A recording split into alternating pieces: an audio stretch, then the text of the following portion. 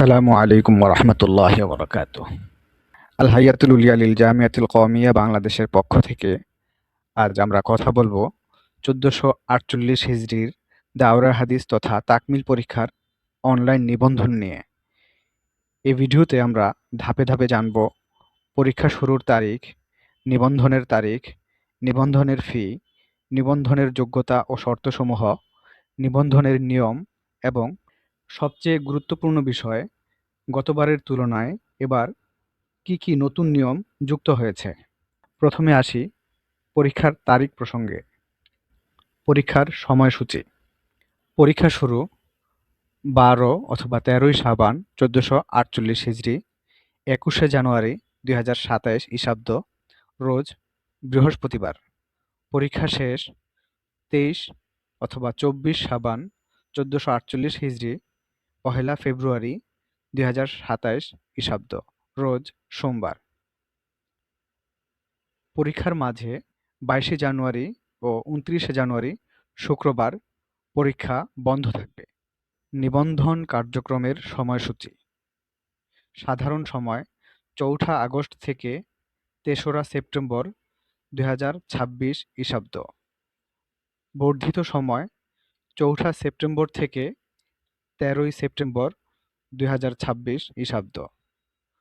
বর্ধিত সময়ের পরে নিবন্ধনের কোনো আবেদন গ্রহণ করা হবে না। মাদ্রাসাগুলোকে যথাসময়ে নিবন্ধন সম্পন্ন করার জন্য বিশেষভাবে অনুরোধ করা যাচ্ছে। নিবন্ধন ফি ও পরীক্ষার ফি। নিবন্ধন ফি নিয়মিত পরীক্ষার্থীর ক্ষেত্রে সাধারণ সময় 700 টাকা, বর্ধিত সময় 800 টাকা। অনিয়মিত পরীক্ষার্থীর ক্ষেত্রে সাধারণ সময় 800 টাকা, বর্ধিত সময় 900 টাকা। পরীক্ষার ফি। নিয়মিত পরীক্ষার্থীর ক্ষেত্রে সাধারণ সময় 1600 টাকা, বর্ধিত সময় 1800 টাকা। অনিয়মিত পরীক্ষার্থীর ক্ষেত্রে সাধারণ সময় 1900 টাকা, বর্ধিত সময় 2100 টাকা। নিবন্ধন ফি ও পরীক্ষার ফি উভয়ের সাথেই অতিরিক্ত 1% অনলাইন চার্জ যুক্ত হবে। নিবন্ধন প্রক্রিয়ায় নিম্নোক্ত বিষয়গুলো লক্ষণীয়। 1. নিবন্ধন ফরম পূরণ। প্রতিটি ছাত্রছাত্রী একটি পরীক্ষার্থী নিবন্ধন ফরম যথাযথভাবে পূরণ করে মাদ্রাসা কর্তৃপক্ষের কাছে জমা দিবে। 2. স্বাক্ষর ও সিল। ফরমে মুহতামিম বা নাজিমে তালিমাতের স্বাক্ষর ও সিল প্রদান করতে হবে। 3. HEMS-এ তথ্য আপলোড। মাদ্রাসার দায়িত্বশীল HEMS.alhayatululia.org-এ প্রবেশ করে ছবি, স্বাক্ষর, পরিচয়পত্র, ছাত্রীদের ফিঙ্গারপ্রিন্ট ও কাগজপত্র আপলোড করবেন। 4. ফি পরিশোধ। নির্ধারিত ফি প্লাস 1% অনলাইন চার্জ সহ পরিশোধ করতে হবে। নিবন্ধন প্রক্রিয়ায় এবছর নতুন যে সিদ্ধান্ত যুক্ত হয়েছে: 1. ফজিলত ও সানাবিয়া উভয়ের তথ্য। নিবন্ধনের সময় পরীক্ষার্থীর ফজিলত ও সানাবিয়া উভয় পরীক্ষার তথ্য দিয়ে নিবন্ধন সম্পন্ন করতে হবে। 2. মানোন্নয়নের সুযোগ। 1446 ও 1447 হিজরিতে দাওরা হাদিস পরীক্ষায় উত্তীর্ণ পরীক্ষার্থী মানোন্নয়ন পরীক্ষা দিতে পারবে। 3. ফজিলতের 2 বছরের মধ্যে দাওরা হাদিস নিবন্ধনের বাধ্যবাধকতা শিথিল।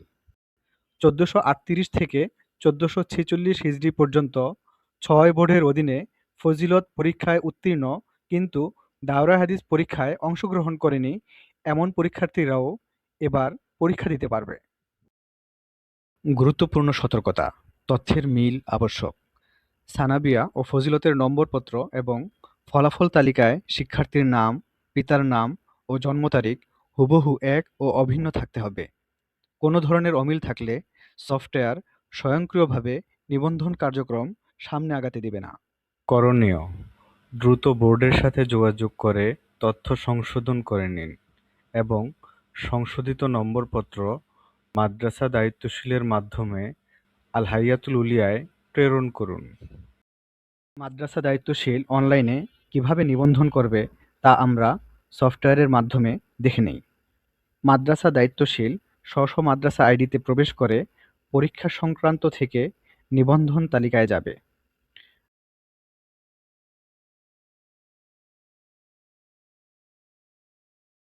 ডান পাশে উপরে প্লাস নতুন বাটনে ক্লিক করে পরবর্তী পেজে যাবে।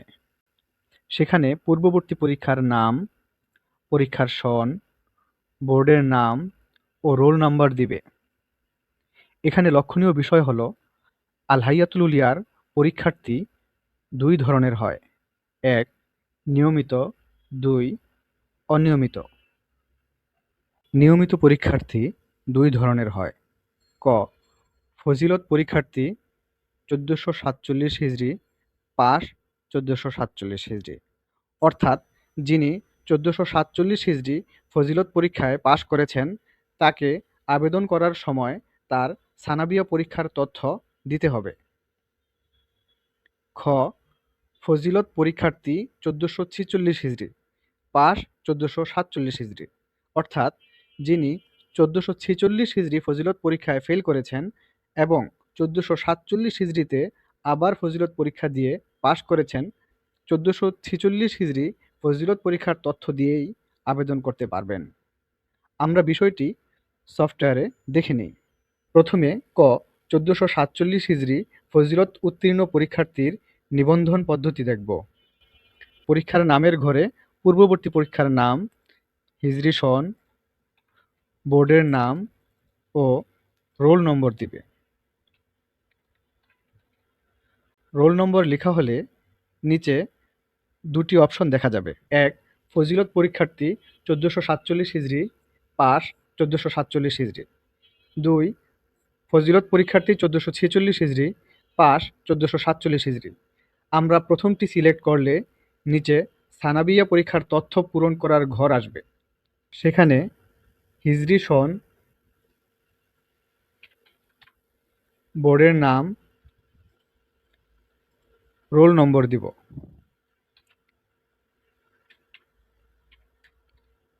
পরবর্তীতে অনুসন্ধান বাটনে ক্লিক করলে সফটওয়্যার স্বয়ংক্রিয়ভাবে পরীক্ষার্থীর নাম, পিতার নাম ও জন্ম তারিখ পূর্ববর্তী পরীক্ষার সাথে মিলিয়ে নিবন্ধন ফর্মে নিয়ে যাবে। দ্বিতীয় খ, 1446 হিজরি ফজিলত অনুত্তীর্ণ তবে 1447 হিজরি উত্তীর্ণ। এক্ষেত্রে 1447 হিজরি এর তথ্য দিয়ে পূর্বের মতো পরীক্ষার নামের ঘরে পূর্ববর্তী পরীক্ষার নাম, হিজরি সন, বোর্ডের নাম ও রোল নম্বর দিবে। রোল নম্বর লেখা হলে নিচে দুটি অপশন দেখা যাবে। 2 নম্বর অপশন, ফজিলত পরীক্ষার্থী 1446 হিজরি পাস 1447 হিজরি। আমরা দ্বিতীয়টি সিলেক্ট করলে নিচে ফজিলত 1446 হিজরির পরীক্ষার তথ্য পূরণ করার ঘর আসবে। সেখানে বোর্ডের নাম ও রোল নম্বর দিবে। পরবর্তীতে অনুসন্ধান বাটনে ক্লিক করলে সফটওয়্যার স্বয়ংক্রিয়ভাবে পরীক্ষার্থীর নাম, পিতার নাম, জন্ম তারিখ পূর্ববর্তী পরীক্ষার সাথে মিলিয়ে নিবন্ধন ফর্মে নিয়ে যাবে। সেখানে পরীক্ষার্থীর বিগত পরীক্ষার তথ্য নিবন্ধন ফরমের সাথে মিলাবে। অনিয়মিত পরীক্ষার্থী 4 প্রকার: 1, অকৃতকার্য; 2, অনুপস্থিত; 3, মানোন্নয়ন; 4, অন্যান্য।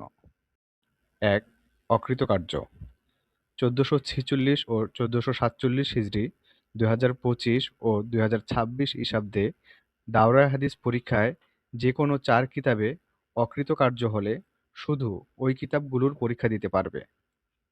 শর্ত: 4 কিতাবের বেশি অকৃতকার্য হলে সকল কিতাবের পরীক্ষা দিতে হবে। 2, অনুপস্থিত: 1446 ও 1447 হিজরি, 2025 ও 2026 ঈশাব্দে দাওরায়ে হাদিস পরীক্ষায় যে সকল কিতাবে অনুপস্থিত ছিল শুধু ওই কিতাবগুলোর পরীক্ষা দিতে পারবে। অর্থাৎ আগের বছর যে কিতাবগুলোর পরীক্ষায় হাজির হতে পারেননি শুধুমাত্র সেই কিতাবগুলোই এবার দিতে হবে, বাকিগুলো নয়। 3, মানোন্নয়ন: 1446 ও 1447 হিজরি, 2025 ও 2026 খ্রিস্টাব্দে দাওরায়ে হাদিস পরীক্ষায় উত্তীর্ণ পরীক্ষার্থী মানোন্নয়ন পরীক্ষা দিতে পারবে। শর্ত: মানোন্নয়ন দিতে চাইলে তাকে সকল কিতাবের পরীক্ষা দিতে হবে। শুধু কিছু কিতাব বেছে নেওয়া যাবে না। ৪. অন্যান্য 4-1 1438 থেকে 1446 হিজরি, 2017 থেকে 2025 খ্রিস্টাব্দ পর্যন্ত বিগত বছরগুলোতে 6 বোর্ডের অধীনে ফজিলত পরীক্ষায় উত্তীর্ণ পরীক্ষার্থী যারা দাওরায়ে হাদিস তাকমিল পরীক্ষায় অংশগ্রহণ করেননি। 4-2 1446 ও 1447 হিজরি, 2025 ও 2026 খ্রিস্টাব্দে দারুল উলুম দেওবন্দ অথবা বিদেশের অনুরূপ শিক্ষা প্রতিষ্ঠান থেকে ফজিলত অথবা দাওরায়ে হাদিস উত্তীর্ণ পরীক্ষার্থী। গুরুত্বপূর্ণ সতর্কতা: 1447 হিজরি, 2026 খ্রিস্টাব্দের পরীক্ষায় যারা জব্দ হয়েছে তারা 1448 হিজরি, 2027 খ্রিস্টাব্দের দাওরায়ে হাদিস পরীক্ষায় নিবন্ধনের সুযোগ পাবে না। বিশেষ দ্রষ্টব্য: ১.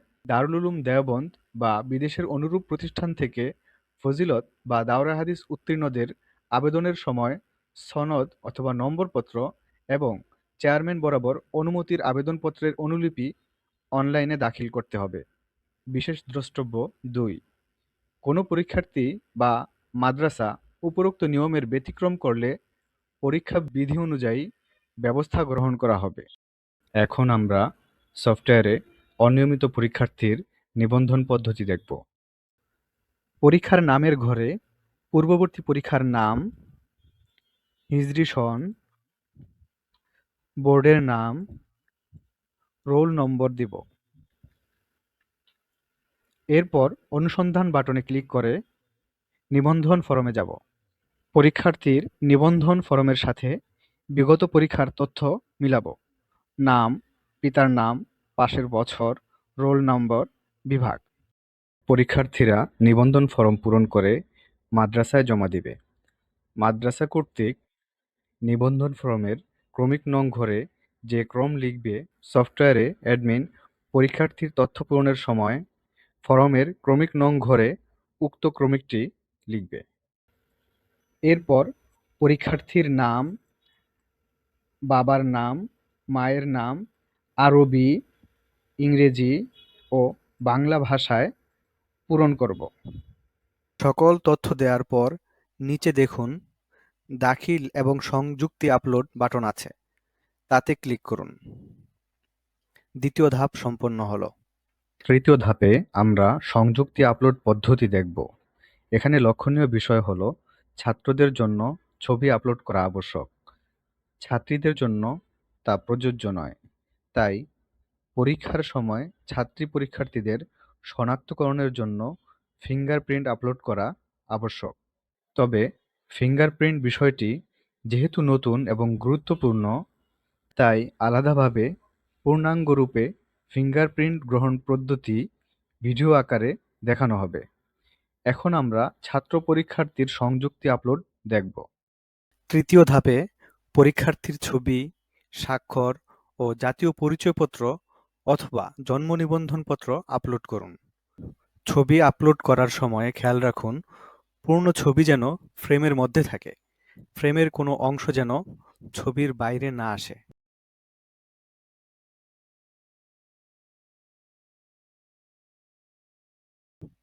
সংযুক্তি আপলোডের পর নিচে আপলোড বাটনে ক্লিক করুন। তৃতীয় ধাপ সম্পন্ন হলো। এবার চতুর্থ ধাপে পরীক্ষার্থীর নিবন্ধন ফি প্রদান করুন। মাদ্রাসার সকল পরীক্ষার্থীর নিবন্ধন ফি একসাথে প্রদান করা যায়, আবার নির্দিষ্ট কোনো পরীক্ষার্থীর ফি এককভাবে দেয়া যায়। সকল পরীক্ষার্থীর নিবন্ধন ফি একসাথে প্রদান করতে হলে পেজের উপরে সকল পরীক্ষার্থীর পেমেন্ট এ ক্লিক করুন। নির্দিষ্ট কোনো পরীক্ষার্থীর পেমেন্ট করতে হলে পরীক্ষার্থীর নামের পাশে বাম দিকের ঘরে টিক চিহ্ন দিন এবং বাছাইকৃত পেমেন্ট অপশন নির্বাচন করে প্রয়োগ বাটনে ক্লিক করুন। এরপরে পেমেন্টের মাধ্যম নির্বাচন করুন। নগদ বা ইসলামী ব্যাংক যে কোনো একটি সিলেক্ট করুন। ধরুন আপনি নগদ দিয়ে পেমেন্ট করবেন, নগদ বাটনে ক্লিক করুন। একটি নতুন পেজ আসবে, এখানে আপনার নগদ নাম্বারটি লিখুন। এরপর নিচের এগিয়ে যান বাটনে ক্লিক করুন।